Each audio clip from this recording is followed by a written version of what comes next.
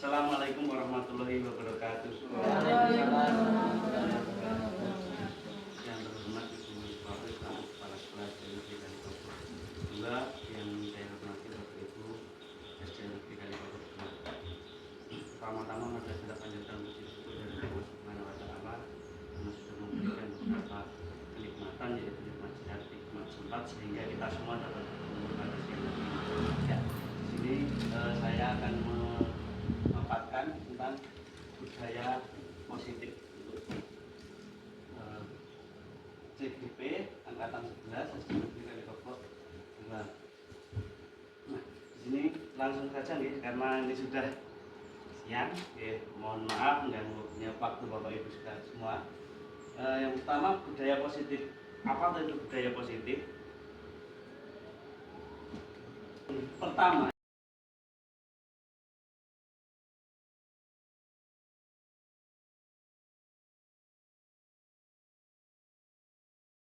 yang harus untuk perubahan paradigma belajar guru, nanti kita baru ke disiplin positif, baru perilaku manusia, dan nanti ada kebutuhan dasar manusia. Kaitannya dengan posisi kontrol, keyakinan kelas, dan segitiga restitusi.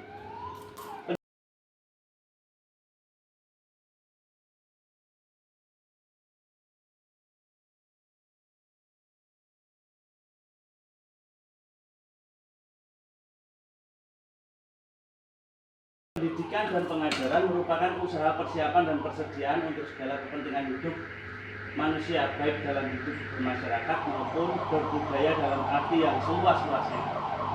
Pendidikan bertujuan untuk menuntun segala kodrat yang ada pada anak-anak agar mereka dapat mencapai keselamatan dan kebahagiaan yang setinggi-tingginya.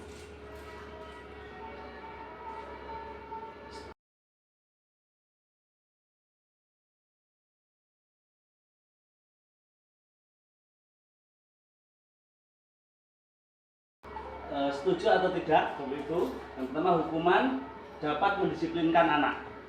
Yang kedua, pemberian hukuman dengan hal positif seperti membaca atau membersihkan halaman sekolah dapat meningkatkan disiplin anak. Memberi penghargaan dapat meningkatkan motivasi belajar anak. Nah, hukuman dapat mendisiplinkan anak. Setuju atau tidak Bapak Ibu Guru? Tidak ya. Hukuman tidak dapat mendisiplinkan anak, itu tidak setuju. Mungkin ada dari Bapak Ibu Guru yang lain setuju. Mungkin ada yang setuju, berapa yang tidak. Oke. Berarti untuk hukuman dapat mendisiplinkan anak, ada yang setuju, ada yang tidak nih. Pemberian hukuman dengan hal positif seperti membaca atau membersihkan halaman sekolah dapat meningkatkan disiplin anak. Setuju atau tidak? Hukuman sama saja. Hukuman sama saja. Ini hukumannya. Setuju atau tidak? Jawabannya hanya setuju atau tidak? Membacanya itu. Yang kedua setuju ya. Oke, yang setuju nanti kita lihat. Yang ketiga, memberi penghargaan dapat meningkatkan motivasi belajar anak. Penghargaan dapat meningkatkan motivasi belajar anak. Ada yang setuju? Setuju. Tidak setuju. Oke, ada yang setuju, ada yang tidak. Nah, sekarang kita ke untuk jawabannya nanti dilihat setelah pemaparan selanjutnya ya. Apakah sesuai atau tidak. Yang selanjutnya,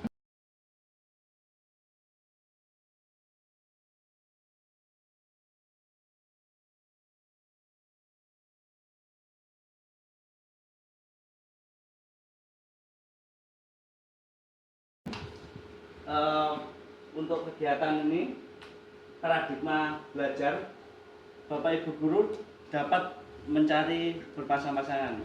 Yang satu mengepal. Jadi misalnya Pak Sidik mengepal. Nah, ambil salah satu benda. Benda apa yang langsung dikepal? Ambil salah satu benda. Nah, yang satu misalnya Pak Sidik yang memegang benda sesuatu, nanti Bu Deni yang merayu Pak Sidik agar memberikan atau membuka kepalanya itu. Boleh dengan ancaman, bisa dengan ngancam, menghadir, merayu, menyuap dengan apa saja, yang penting kepalan tangannya itu supaya bisa terbuka. Coba Pak Tidar sama Bu Lupita. Ya. Bu Lupita menganggap bahwa barang itu dan Pak Sidik ambil barang satu. Mungkin Bu para sekolah sakit mengambil barang satu. Nah, ya boleh Pak Tidar merayu.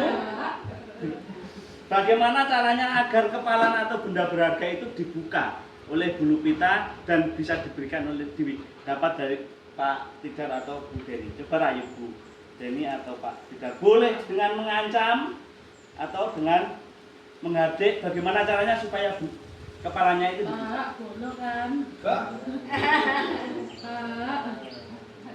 Boleh toh. Dengan berbagai cara. Tidak bisa karena sudah benar-benar dipegang teguh. Jadi semisal ini anggap ini barang yang berharga dan yang penting bagi kita, kalau ini sesuatu kedisiplinan yang tidak mudah untuk digoyahkan oleh orang lain. Berarti posisi kontrol kita sebagai apa yang membawa itu kan mau memberikan atau tidak tergantung yang memegang barang itu.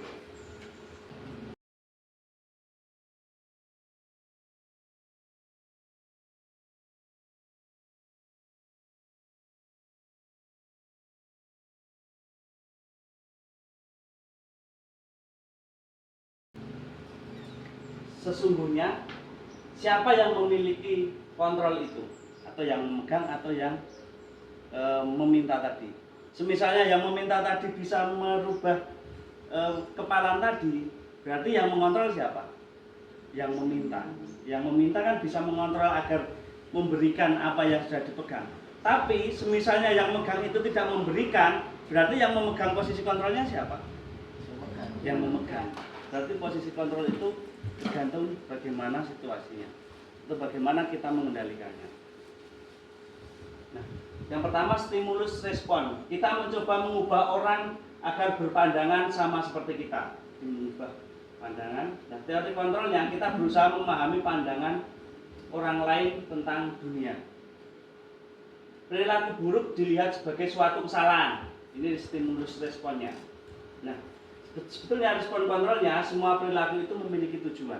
Jadi setiap orang itu memiliki tujuan. Apa yang sudah dilakukan itu memiliki tujuan tersendiri. Dia melakukan itu karena apa? Itu memiliki tujuan tersendiri. Orang lain bisa mengontrol saya. Seperti tadi, misalnya ini diberikan karena rayuan atau hasutan, berarti kita dikontrol oleh orang lain. Saya bisa mengontrol orang lain ketika kita bisa membuka kepalan tangan teman kita dengan rayuan kita atau dengan bahasa kita, nyok tak kayak seperti itu, saya berikan. Nah, itu kita berarti bisa mengontrol orang lain. Anda tidak bisa mengontrol orang lain sebetulnya. Respon teori kontrolnya, Anda tidak bisa mengontrol orang lain. Pemaksaan ada pada saat bujukan gagal. Jadi ketika dibujuk tidak bisa, gagal, berusaha dipaksa atau dipaksa. Nah, sebetulnya kalau kita di teori kontrol harus berkolaborasi untuk menciptakan pilihan-pilihan baru. Jadi tidak memaksa. Model berpikir menang atau kalah. Sebetulnya tidak ada menang atau kalah, tapi sama-sama menang dan kalah. Nah,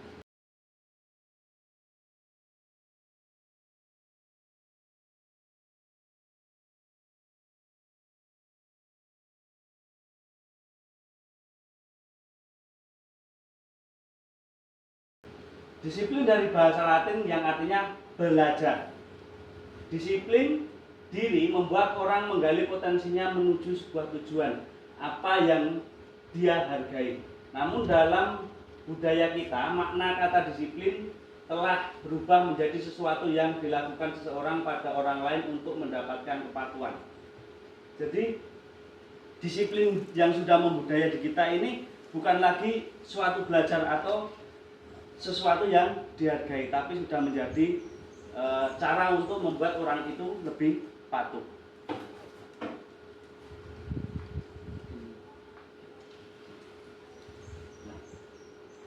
Kecenderungan umum, kecenderungan umum adalah menghubungkan kata disiplin dengan ketidaknyamanan, bukan dengan apa yang kita hargai atau mencapai suatu tujuan yang mulia. Jadi sekarang anak-anak disiplin, tapi hanya karena takut, hanya karena patuh dengan Bapak Ibu guru, bukan dari keyakinan dari internnya, bukan dari dalam dirinya sendiri untuk melakukan tindakan yang disiplin, yang memang itu suatu tindakan disiplin itu yang sangat berharga bagi. Jadi hanya untuk kepatuhan. Ketika melaksanakan disiplin mereka merasa tidak nyaman karena dia melakukannya bukan dari dalam.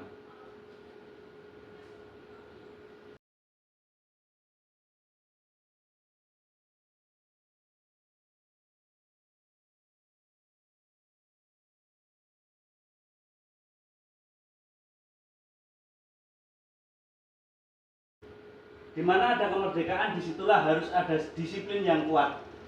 Sungguh pun disiplin itu bersifat self disiplin, yaitu kita sendiri yang mewajibkan kita dengan keras-kerasnya, tetapi itu sama saja, sebab jikalau kita tidak cakap melakukan self disiplin, wajiblah penguasaan lain disiplin diri kita.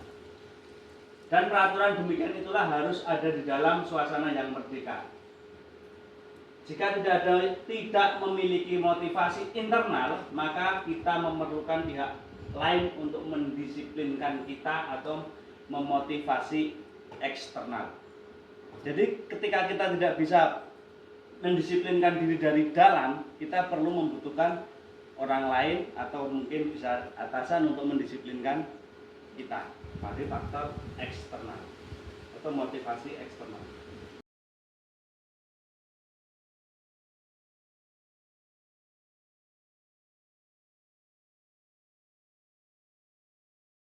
Perilaku manusia itu terjadi karena beberapa faktor. Yang pertama itu menghindari ketidaknyamanan atau hukuman. Terkadang anak masuk tepat waktu atau memakai atribut yang lengkap itu hanya karena tidak ingin mendapat hukuman. Jadi menghindari hukuman atau menghindari tidak kenyamanan. Itu adalah apa yang akan terjadi apabila saya tidak melakukannya. Misal dia tidak memakai atribut, nanti akan dihukum ketika upacara di depan lapangan. Nah, anak-anak mungkin tingkah lakunya atau perilakunya hanya untuk menghindari hukuman. Itu yang pertama. Itu motivasi eksternal. Yang kedua, untuk mendapatkan imbalan dari orang lain, institusi, atau apa yang akan saya dapatkan apabila saya melakukannya. Misalnya, anak mengerjakan tugas atau mau menjawab hanya karena ingin mendapat imbalan atau hanya untuk mendapat reward apa yang akan didapatkannya, atau melaksanakan tata tertib, masuk berangkat pagi tidak telat, terus mengerjakan administrasi dengan baik agar mendapat penghargaan dari instansi atau institusi misalnya. Itu juga motivasi eksternal. Yang ketiga, untuk menghargai diri sendiri. Jadi memang benar-benar yang dilakukan itu ingin melakukan tujuan yang positif dari dalam dirinya. Saya akan menjadi orang yang seperti apa bila saya melakukannya. Jadi dia memang dari dalam dirinya, bukan karena unsur eksternal, bukan karena hukuman, bukan karena ingin mendapat sesuatu dari orang lain, tapi memang benar-benar menghargai bahwa yang saya lakukan itu adalah budaya atau kegiatan yang positif, dari tujuan dan disiplin positif dari diri. Jadi itu yang internal yang kita harapkan nanti yang posisi di 3 ini.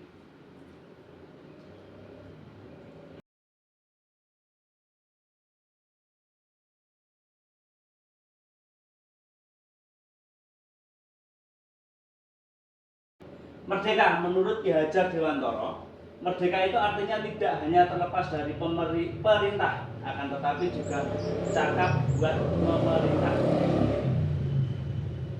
Jadi bukan hanya tidak hanya terlepas dari perintah, tapi kita juga bisa mengendalikan atau memerintah diri kita sendiri. Lanjut.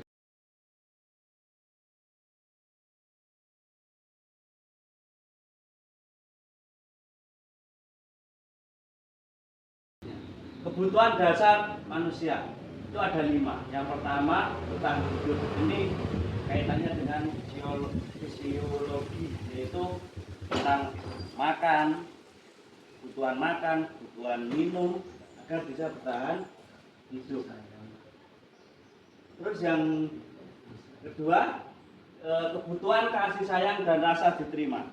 Terkadang kegiatan yang pertama dulu ya, bertahan hidup. Terkadang anak-anak itu kalau kebutuhan dasarnya tidak terpenuhi, dia terkadang akan melakukan hal-hal yang tidak sesuai dengan aturan atau tidak. Misalnya ya lapar, ketika lapar mereka biasanya belum jam istirahat sudah terkadang jajanan yang dibeli pagi disembunyikan untuk dimakan. Nah, itu dia memenuhi kebutuhan dasar untuk bertahan hidup. Yang kedua, kasih sayang dan rasa diterima.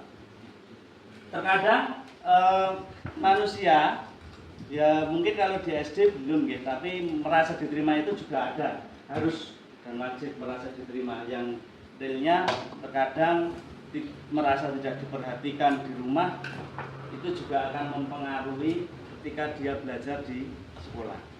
Karena kebutuhan dasarnya tidak terpenuhi, dia akan melakukan tindakan-tindakan mungkin yang tidak sesuai. Kalau masa remaja itu mungkin karena kasih sayangnya, mungkin di kasus di SMP atau SMA itu sering yang ini sangat mempengaruhi proses pembelajaran. Putus cinta, frustasi itu bisa mempengaruhi proses pembelajaran karena kebutuhan dasar manusia tidak terpenuhi. Mungkin dari Bapak Ibu guru juga bisa karena merasa tidak diterima di lingkungannya, maka akan melakukan tindakan-tindakan yang mungkin berbeda seperti itu. Yang ketiga yaitu kebutuhan kesenangan. Jadi dia merasa senang dan apa yang dia lakukan itu ya, jadi kebutuhannya harus bahagia. Terus penguasaan itu lebih ke arah suatu penghargaan bagi penghargaan bagi apa yang sudah dicapainya. Dan kebutuhan yang terakhir adalah kebebasan. Jadi anak itu juga ketika pembelajaran juga membutuhkan kebebasan. Terkadang gaya belajar yang tidak disukai dia tetap seperti itu, nanti akan juga mempengaruhi hasil belajarnya karena kebutuhan dasar manusianya salah satunya tidak dipenuhi. Jadi kita sebagai guru berusaha untuk memenuhi 5 kebutuhan dasar ini agar budaya positif bisa jalan dengan baik.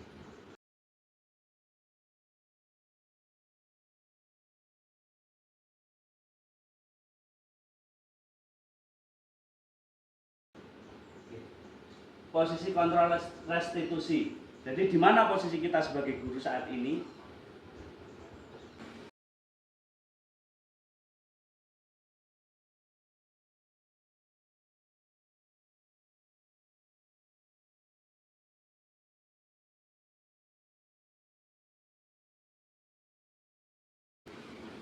Yang pertama, identitas gagal atau kontrol dari luar. Yang pertama, menghindari hukuman, tindakan tadi mengharapkan atau ketergantungan pada orang lain, menghargai diri sendiri. Ini tadi 3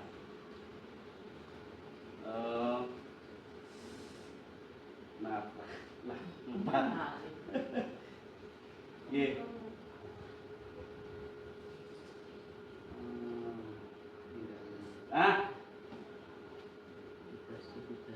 Iya. Tindakan yang dilakukan oleh seseorang itu berdasarkan ini tadi. Oke. Terus posisi 5 kontrol itu ada penghukum, pembuat rasa bersalah, teman, pemantau, atau manajer. Posisi kita sebagai guru itu di penghukum, pembuat rasa bersalah, teman, pemantau, atau manajer. Nah, contoh kita tindakan dan perkataan dan hasilnya ketika kita sebagai penghukum itu contohnya guru berbuat misalnya menghadek atau menunjuk-nunjuk, menyakiti, menyindir, ini sebagai guru sebagai penghukum. Itu pertindakannya. Terus kalimatnya, contohnya, kalau kamu tidak melakukan, awas ya, rasakan. Itu adalah salah satu ciri-ciri bahwa posisi kontrol kita di penghukum. Hasilnya bagaimana? Memberontak dan menyalahkan orang lain dan berbohong. Jadi tidak sesuai dengan yang diharapkan. Kaitannya dengan dunia berkualitas, murid meletakkan guru luar dunia berkualitas. Jadi posisi guru itu jauh dari harapan siswa. Murid berkata, mungkin ketika dilakukan seperti itu, murid akan berkata seperti ini. Biarkan saja, nanti juga marah-marah lagi. Karena ini sering jadi. Ini bukan yang kita harapkan ya. Dampaknya akan mengulangi kesalahan dan mengulangi kesalahan itu lagi. Yang kedua, membuat rasa bersalah. Berceramah dan mengatakan seharusnya misalnya seharusnya kamu berangkatnya lebih pagi. Ibu kecewa karena kamu sudah berangkat lebih terlambat. Seperti itu. Misalnya seharusnya kamu mengerjakan tugas. Ibu kecewa karena kamu atau bapak kecewa karena kamu tidak mengerjakan tugas. Itu berarti nanti anak akan merasa bersalah. Berarti karena saya, bapak ibu guru kecewa seperti itu. Kamu seharusnya sudah tahu ibu lelah sekali mengatakannya, ibu stres. Jadi kalimat-kalimat itu akan membuat anak itu merasa dirinya itu bersalah. Jadi membuat murid itu merasa bersalah. Ini sangat berbahaya karena anak akan menyembunyikan dan menyangkal seperti itu. Dia akan berkata bohong hanya karena takut untuk menghindari hukuman itu. Murid meletakkan guru di dalam dunia berkualitas. Maafkan saya, mungkin perkataan dari anak seperti itu karena dia merasa bersalah jadi meminta maaf. Merasa rendah diri, jadi karena dirinya merasa bahwa dia itu yang kurang, memiliki kekurangan sehingga merasa bersalah. Ini juga sebetulnya memang bukan yang kita harapkan. Posisi kontrol yang ketiga, sebagai teman, membuat alasan-alasan, guru membuat alasan untuk muridnya, jadi melindungi muridnya. Dia sebagai teman agar sudah mengerjakan ya sudah tidak apa-apa. Seperti itu. Nanti dia akan setiap ada masalah dia akan mengandalkan guru itu. Ayolah demi ibu, itu adalah kalimat yang biasanya diucapkan, demi ibu. Jadi seakan-akan menganggap bahwa murid itu teman. Jadi murid itu merasa seperti gurunya itu seperti teman. Masa kamu tidak mau ingat ibu tidak pernah dan lain sebagainya. Nanti hasilnya murid akan ketergantungan. Murid meletakkan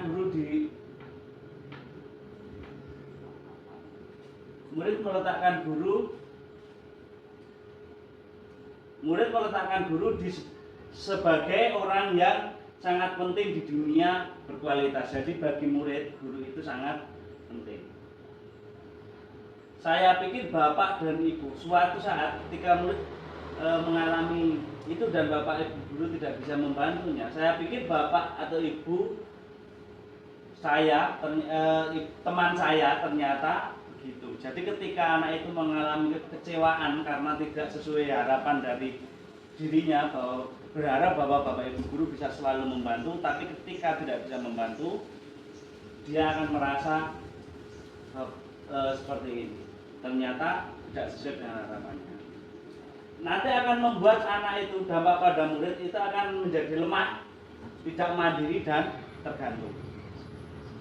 Posisi yang selanjutnya yaitu sebagai pemantau.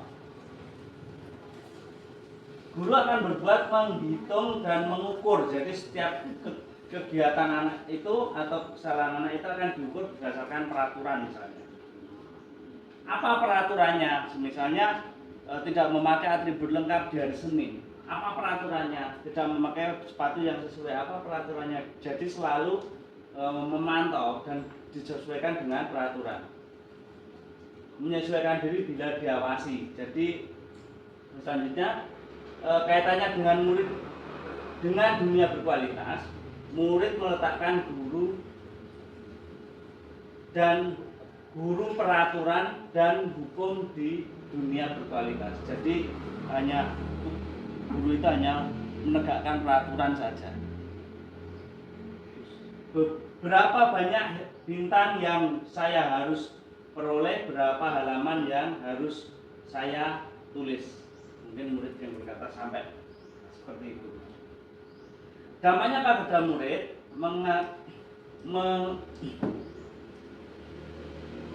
dampaknya pada murid mengevaluasi dampaknya pada murid menitik beratkan sanksi atau hadiah untuk dirinya. Jadi misalnya dia terlambat, oh nanti saya akan mendapat sanksi apa? Pak guru itu lagi pasti saya akan mendapat sanksi apa? Gitu. Seperti pemantau. Yang terakhir yaitu manajer. Guru akan berbuat mengajukan pertanyaan-pertanyaan. Jadi mungkin bertanya dulu, kenapa kamu kok terlambat? Mungkin karena malam bangunnya siangan karena main HP misalnya. Seperti itu. Jadi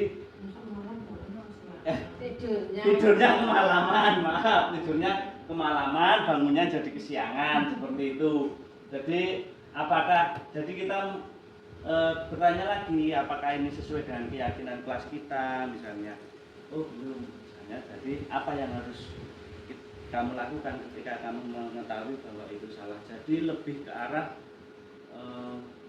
pendekatannya itu menstabilkan dulu, menstabilkan identitas, baru nanti tanya dan menyelesaikan suatu permasalahan. Ya, ini akan menguatkan pribadi murid, hasilnya akan menguatkan pribadinya. Kaitannya dengan dunia berkualitas, murid meletakkan dirinya sebagai individu yang positif dalam dunia berkualitas. Bagaimana cara saya bisa memperbaiki keadaan? Mengevaluasi diri, bagaimana cara memperbaiki diri. Jadi kalau kita sebagai manajer, yang kita harapkan posisi kontrol kita itu sebagai manajer. Jadi kita bisa tidak langsung ngejudge bahwa itu salah, tapi kita bertanya dulu kenapa kok bisa terjadi seperti itu. Mungkin anak itu memiliki alasan tersendiri. Ketika memiliki alasan tersendiri, kita cocokkan dengan keyakinan kelas, apakah itu sesuai atau tidak. Misalnya tidak, anak menjawab tidak, berarti bagaimana cara memperbaikinya, kita bantu untuk mencari solusi dan anak biar mencari solusi sendiri. Jadi bukan kita. Mungkin itu akan menjadi faktor dirinya sendiri untuk merubah dari dalam.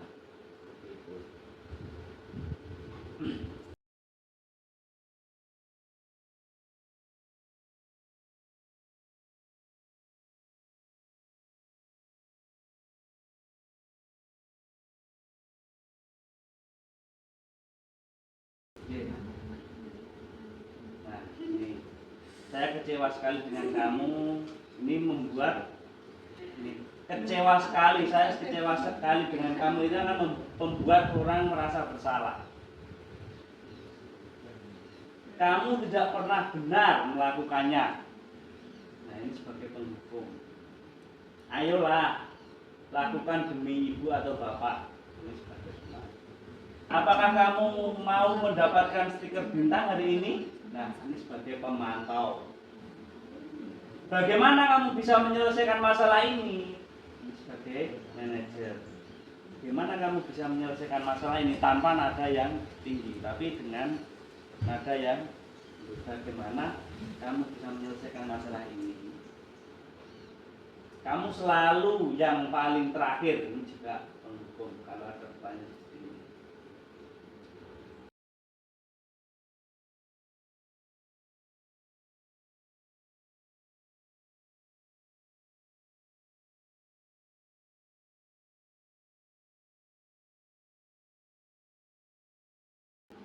Oke, lanjut.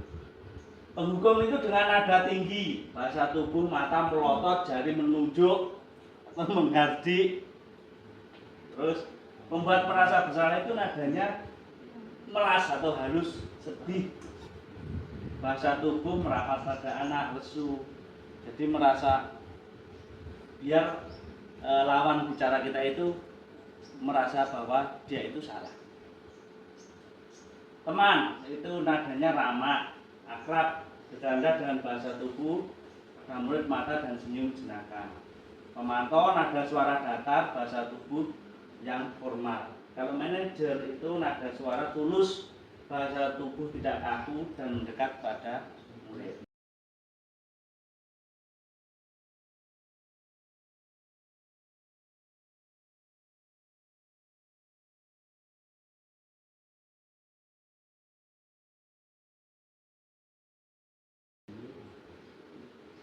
Saya kecewa sekali dengan kamu, posisi apa ini?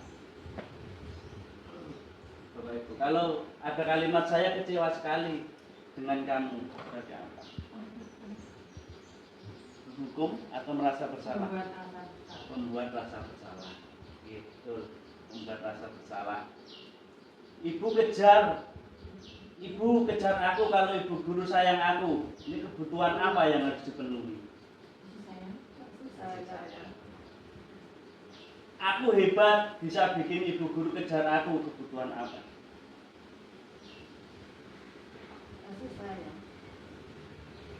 Dan aku hebat, jadi dia merasa diterima penguasaan. Aku bosan belajar mewarnai terus di dalam kelas. Bosan, berarti kebutuhan apa yang tidak terpenuhi di sini? Kesenangan.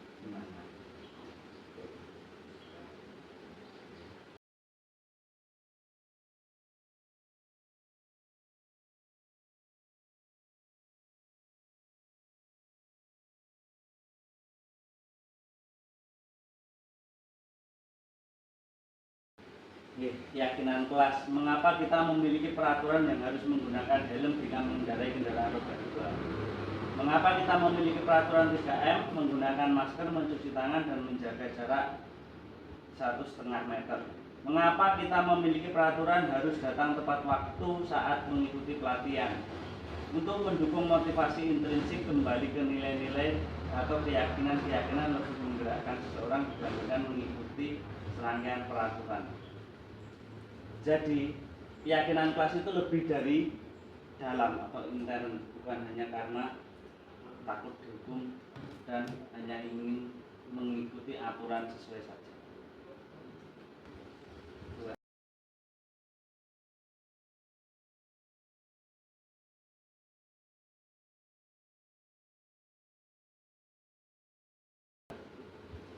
Nah, di sini yang pertama itu peraturan kelas. Peraturan kelas lebih mendalam lagi menjadi suatu keyakinan kelas. Ketika ini sudah dilakukan, di lingkungannya akan menjadi lingkungan yang positif. Ketika dilakukan secara terus-menerus akan menjadi suatu budaya yang positif.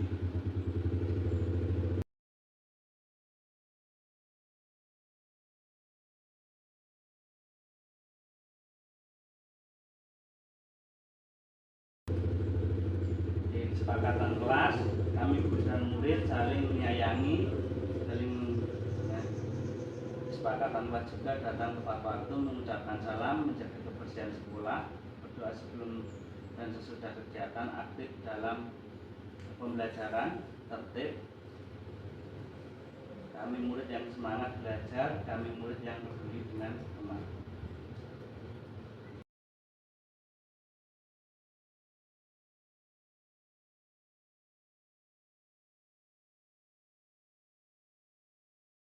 Nah, ini peraturan selalu mengembalikan buku ke tempatnya. Norma apa yang terpenuhi? Dilarang mengganggu orang lain, hadir di sekolah 15 menit sebelum pembelajaran dimulai, dilarang melakukan kekerasan, dilarang menggunakan narkoba, bergantian atau menunggu giliran, gunakan masker, jangan berlari di kelas dan koridor.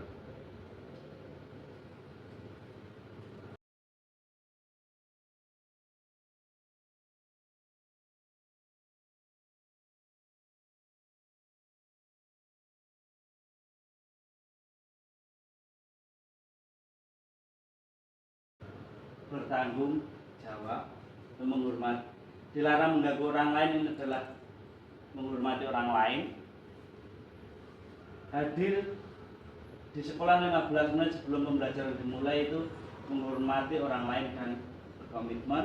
Dilarang melakukan kekerasan, itu keselamatan dan menghormati orang lain. Dilarang menggunakan narkoba, kaitannya dengan kesehatan. Bergantian atau menunggu giliran, itu menghormati orang lain dan bersabar. Gunakan masker, kesehatan, keselamatan. Jangan berlari di kelas atau koridor, keselamatan dan keamanan. Nah,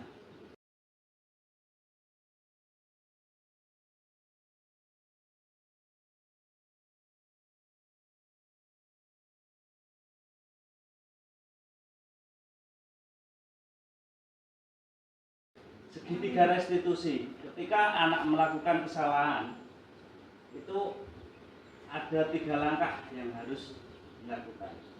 Yang pertama, menstabilkan identitas. Yang kedua, memvalidasi tindakan yang salah. Yang ketiga, menanyakan keyakinan kelas.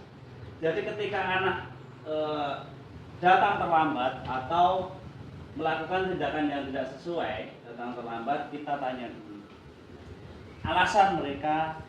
Kita memvalidasinya dulu, stabilkan identitas, menstabilkan identitas dulu, apa yang dia lakukan itu alasannya apa. Terus kita validasi tindakan yang salah, jadi tindakannya itu sesuai atau tidak. Baru kita sesuaikan dengan menanyakan keyakinan, baru akan diperbaiki. Teori kontrolnya yaitu kita semua melakukan hal yang terbaik yang bisa kita lakukan. Semua perilaku memiliki alasan. Kita semua memiliki motivasi internal. Nah,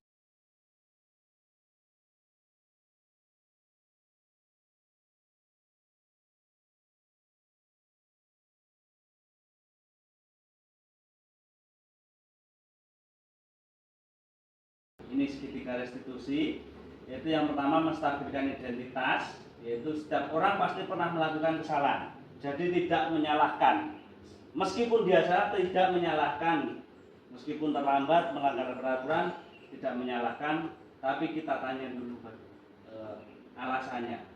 Kamu bukan satu-satunya yang pernah melakukan ini, misalnya. Terus yang kedua, memvalidasi keduanya. Kamu tentu punya alasan mengapa melakukan itu. Jadi dia melakukan terlambat itu karena alasannya apa? Adakah cara yang lebih efektif untuk mendapatkan apa yang kamu butuhkan, misalnya. Lalu kita menanyakan keyakinannya. Nilai-nilai yang telah disepakati, misalnya tidak sesuai, ya ingin menjadi orang yang seperti apa. Baru diubah, ingin membuat seperti apa, itu memperbaikinya. Nah, ini mungkin ada video 5 menit.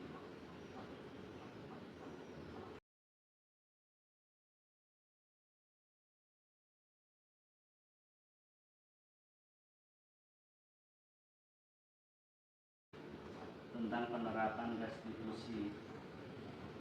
Saya akan memaparkan penerapan sengketa restitusi dalam penanganan kasus. Restitusi berkondisikan memperbaiki kesalahan mereka sehingga mereka kembali kepada kelompok dengan karakter yang lebih baik.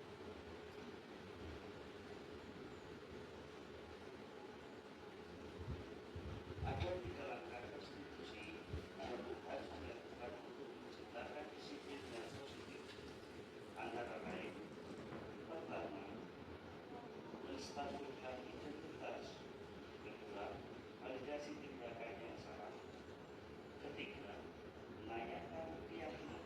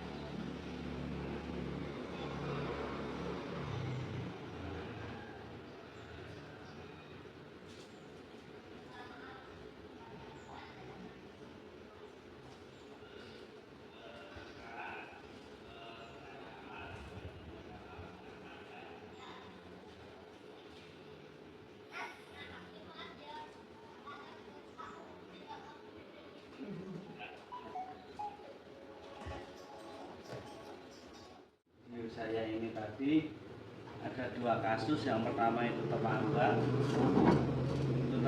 karena yang memang mengakui kesalahannya kalau malam tidurnya siangan, tidurnya kemalaman sehingga bangunnya kesiangan. Yang kedua, rebutan sapu itu karena ya sudah mengakui kesalahannya dan meminta maaf. Mungkin video yang saya sampaikan ini tadi menjadi sebuah gambaran atau keyakinan gambaran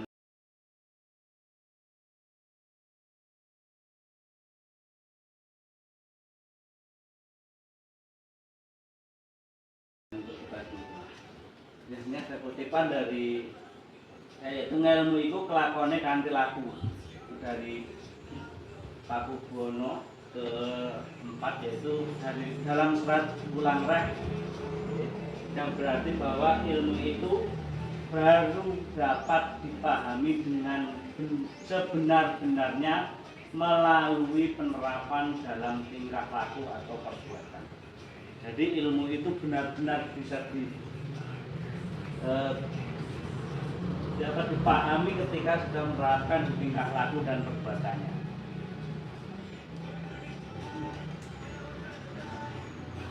Oke, mungkin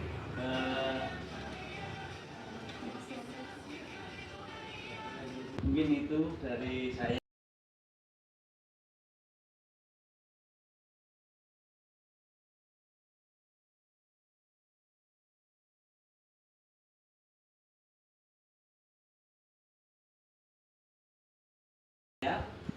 Mungkin ada dari saya, mungkin ada pertanyaan dari Bapak Ibu guru atau refleksi mungkin. Anda, ya saya Pak, refleksi saya Pak. Kalau pertanyaan sudah luar biasa, sangat jelas dan paham. Anda menyajikannya dengan luar biasa, penuh antusias, membuat yang untuk menjadi bergairah kembali. Dan saya ingin rasanya menerapkan di dalam kelas. Luar biasa Pak. Ya, terima kasih. Mungkin ada yang lain dari Bu Lupita atau Pak Tidar atau Bu Suparti atau Bu Pak, Santi. tadi di kelas saya kemarin itu saya memberi PR. Nah, anak-anak itu tidak mengerjakan.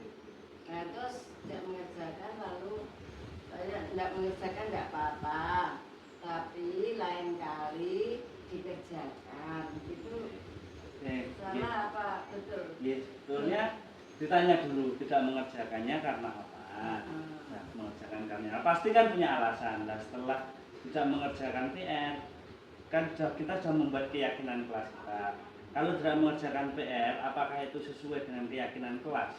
Pasti tidak, ya, tidak sesuai dengan keyakinan kelas kita. Nah, kalau tidak sesuai dengan keyakinan kelas, anak itu bagaimana yang akan kamu lakukan? Nah, itu saya ini. Nah, nanti kalau tidak mengerjakan PR lagi, teman-teman sepakat. Kalau teman-teman kita tidak mengerjakan PR lagi, itu hukumannya apa? Gitu. Oke, seharusnya ketika tidak mengerjakan, tidak sesuai dengan kesepakatan kelas, nah nanti anak itu digali agar apa? Bagaimana cara memperbaikinya? Berarti dia itu akan menampilkan dengan sendirinya. Jadi tidak kita yang menyuruh, tapi dia yang menampilkan dari dirinya. Misalnya dia sadar, oh saya tidak mengerjakan PR, akhirnya ditanya alasannya karena mungkin lupa dan sebagainya. Berarti tidak sesuai dengan keyakinan kelas. Apa dia akan mencari solusinya sendiri? Oh berarti saya akan mengerjakannya ketika nanti istirahat Bu, atau saya akan mengerjakan mengumpulkannya nanti, atau ketika dia istirahat dia akan mengerjakan sebelum masuk, mengerjakan nanti setelah masuk dikumpulkan, mungkin seperti itu. Dan untuk selanjutnya berarti tidak akan diulanginya lagi. Jadi lebih ke arah mendorong agar anak itu melakukan itu bukan karena paksaan dari kita, tapi dari dirinya anak. Kan bukunya sudah ditandai, oh ini PR tanggal sekian. Berarti dia kalau tidak mengerjakan PR, berarti kan dia tidak buka buku. Oke, ya itu ditanya Bu, alasannya apa? Pasti kan punya alasan sendiri. Anak itu kalau ditanya, ya itu namanya menstabilkan identitas tadi, ditanyai. Apa itu tidak buka buku? Alasannya apa? Terus baru distabilkan identitasnya, baru kita validasi siswanya tentang keyakinan, baru bagaimana cara dia memperbaiki seperti itu. Jadi lebih ke arah anaknya. Jadi bukan kita yang harus begini tidak, tapi anaknya yang mencari solusinya sendiri. Oh saya berarti harus mengerjakannya karena tidak sesuai dengan keyakinan kita. Oke, monggo. Matur nuwun. Mungkin kalau sudah tidak ada, paparan dari saya hanya kurangnya mungkin dari Bu Suparti mau menambahkan. Sedikit saja. Dari paparan tadi mulai dari budaya positif menuju ke disiplin positif. Berarti bahwa disiplin positif itu kita melakukan segala sesuatu yang sesuai normal, tapi itu bukan karena orang lain, tetapi dari diri kita sendiri untuk memperbaiki diri. Kemudian dengan diseminasi yang Anda sampaikan menginspirasi pada diri kita sendiri untuk bisa berubah menjadi yang lebih baik, bukan karena orang lain, tetapi itu kemauan dari kita sendiri. Terima kasih Bu Suparti. Matanya mungkin bisa menjadi inspirasi kita dan bisa kita laksanakan dengan penuh dedikasi. Terima kasih. Mungkin ada salah dan kurangnya, saya mohon maaf yang sebesar-besarnya.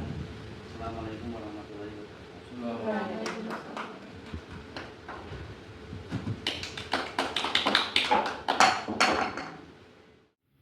Assalamualaikum warahmatullahi wabarakatuh. Mohon izin saya menyampaikan refleksi dari pemaparan Bapak Wahyu Khalid Aji Prasetya. Saya tertarik dengan pemaparan beliau terkait budaya positif. Dengan budaya positif, siswa akan tumbuh kesadarannya dan mereka akan menjadi pribadi yang lebih kuat karakternya. Saya jadi ingat pengalaman saya melaksanakan peran saya sebagai teman pada murid saya saat melakukan pelanggaran. Ternyata berdasarkan materi yang dipaparkan oleh Bapak Wahyu, saya telah melaksanakan segitiga restitusi dalam penanganan suatu kasus di kelas saya. Dan saya juga menyadari bahwa saya harus meningkatkan peran saya sebagai manajer, jadi tidak hanya selaku teman, tapi sebagai manajer dalam menangani setiap permasalahan di kelas saya maupun di sekolah saya. Salah satu hal yang menarik perhatian saya yaitu kesepakatan kelas atau bisa disebut juga keyakinan kelas. Saya merasa perlu untuk membuat keyakinan kelas di kelas yang saya ampu dan menyebarkannya kepada guru-guru yang lain, bahwa dengan keyakinan kelas siswa akan semakin sadar bahwa apa yang mereka lakukan itu berdasarkan nilai-nilai yang disepakati bersama di dalam kelas, sehingga nilai tersebut akhirnya akan tertanam dalam diri anak-anak dan mereka dapat menjadi siswa terbaik versi mereka masing-masing. Terima kasih kepada Bapak Wahyu yang telah memaparkan, yang telah memfasilitasi kami dalam memahami pentingnya budaya positif, pentingnya menumbuhkan budaya positif di sekolah pada umumnya dan di kelas saya pada khususnya, sehingga saya menjadi sadar betul bahwa pengelolaan kelas pun semua berdasarkan budaya positif, sehingga melalui kesepakatan kelas, kemudian segitiga restitusi, dan yang paling utama adalah memahami pentingnya paradigma budaya positif. Sekian refleksi dari saya, ada kurangnya saya mohon maaf. Terima kasih. Salam guru penggerak.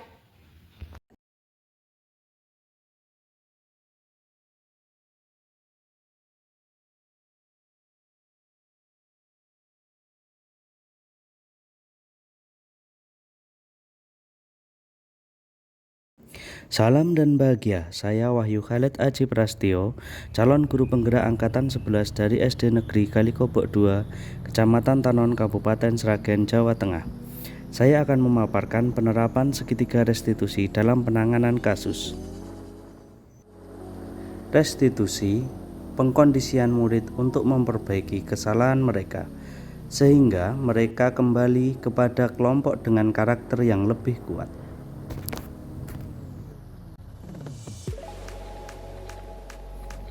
Ada 3 langkah restitusi yang harus dilakukan untuk menciptakan disiplin yang positif. Antara lain, pertama, menstabilkan identitas. Kedua, validasi tindakan yang salah. Ketiga, menanyakan keyakinan.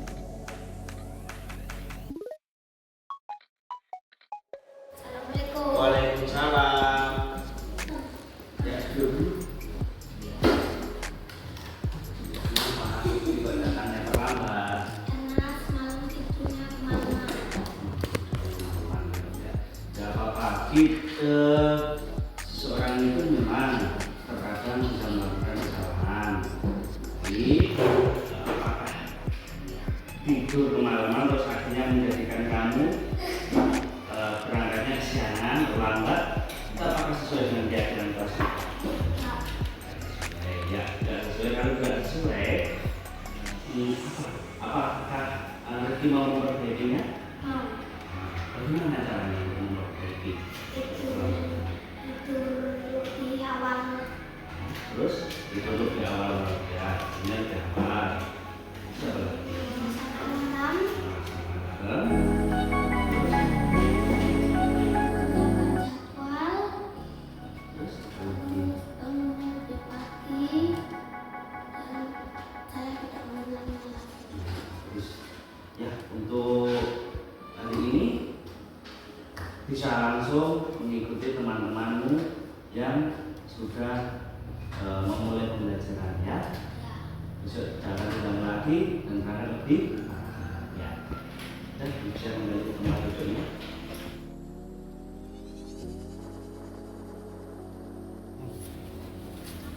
Sapuku. Sapuku. Sapuku. Sapuku. Sapuku. Ya, sapuku. Sapuku. Jangan rebutan. Dah, ini tadi yang siapa yang pertamanya, Bu? Aku. Bawa dulu. Kamu ikut Pak Ayu yuk. Kenapa kamu berusaha di satu anak? Karena saya ingin menyelesaikan tugas saya dengan cepat, Pak. Kenapa tidak mengambil itu? Karena cukup, Pak. Mungkin kamu yang malukan ya? Ya. Apa? Niat kamu untuk memperbaiki menyelesaikan tugas kamu dengan cepat itu bagus. Tapi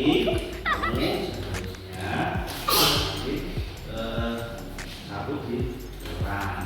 Nah, menurut kamu apakah merebut sapu itu sudah sesuai dengan keyakinan kelas kita? Ya. Ya, kalau tidak sesuai, apakah kamu mau memperbaikinya? Siap, saya akan melakukannya. Bagaimana caranya? Minta maaf kepada anak dan mengambil satu kelas. Terus sekarang cari Ahmad dan minta maaf dengan Ahmad ya. Ya.